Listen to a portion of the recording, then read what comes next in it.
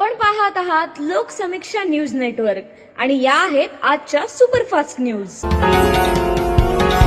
या बातमीपत्राचे प्रायोजक आहेत नंदिनी कलेक्शन, फक्त महिलांचे परिपूर्ण दालन, माऊली निवास, कल्याण मंडपमच्या बाजूस, यशोधन नगर, परभणी।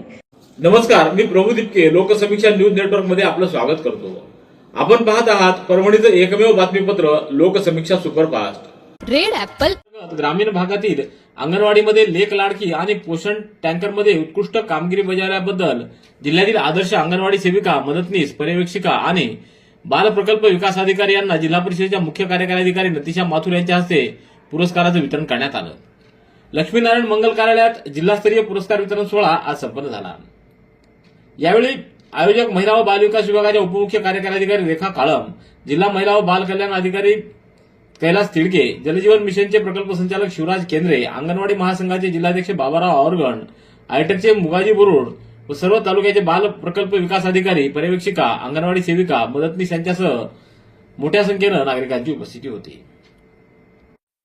सतत